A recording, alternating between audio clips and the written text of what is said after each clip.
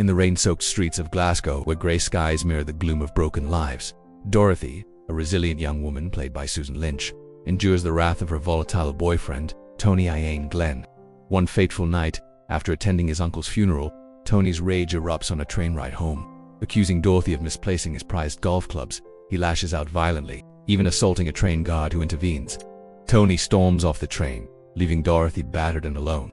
She returns to their high-rise flat to find it trashed, her beloved white West Highland Terrier, Pluto, dangling perilously from the balcony with red paint smeared on his fur. A cruel prank by Tony O'Velm. Dorothy gathers her things, including a bus ticket to London, cleans Pluto, and heads out dreaming of escape, but fate intervenes cruelly. As Dorothy waits at the bus stop, Pluto bolts toward a commotion. There, she witnesses Brian Talmanian, a burly, drunken brute, strangling his girlfriend Petula Rachel Weisz. Against the hood of his Land Rover, Pluto lunges at Brian, biting him, but Brian swats the dog aside and locks him in the vehicle. In a surge of adrenaline, Dorothy grabs a nearby scaffolding pole and strikes Brian on the head, knocking him out cold. Petula, dazed and bruised, reveals she can't drive and works for Brian's wealthy brother, Ronnie McMinmore's Roves, a shady businessman. Panicking, the two women drag Brian's unconscious body back to Dorothy's flat, locking him in the bathroom to sober up while they figure out their next move. Inside the flat, the strangers bond over shared tales of abuse. Dorothy, with her practical demeanor, cuts Petula's tangled hair, and they share a joint to calm their nerves. But horror strikes when a loud crash echoes from the bathroom. Brianna slipped, hit his head on the tub, and died. Dorothy urges Petula to return home and act as if Brian vanished during the night, while she handles the body. As Petula leaves for work at McMinn International, Dorothy discovers a hunting knife and other suspicious items in Tony's golf bag, hinting at his shady dealings.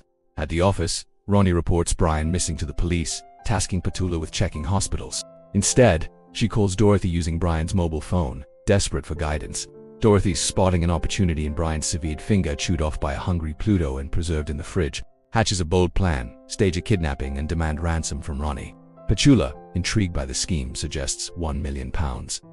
Meanwhile, the corrupt detective inspector Hepburn Alex Norton arrives to question Petula, smitten by her beauty.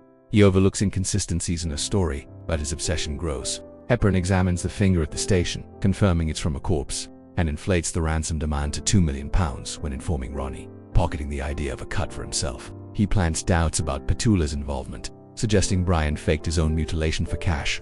The women escalate their plot by trashing Brian's boat to simulate a struggle, leaving clues of abduction. Chaos intensifies when Tony reappears, climbing the balcony in a drug-fueled haze, demanding his fix. He discovers the golf bags contains a gun and heroin and holds the women at gunpoint, forcing Dorothy to inject him and herself with the drugs. In a frantic struggle, Petula and Dorothy overpower him, tying him up. Petula slips away to maintain her alibi, instructing Dorothy to call her at work with ransom details. Hepburn's fixation turns dangerous.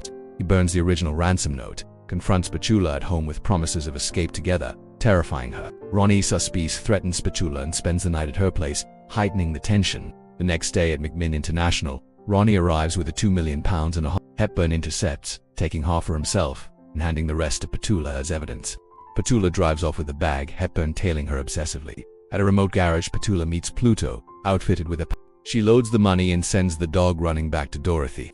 Hepburn, furious, handcuffs Petula to a wall and chases Pluto. En route, he encounters Aiden, Tony's junkie associate, who recognizes the dog but is brushed off.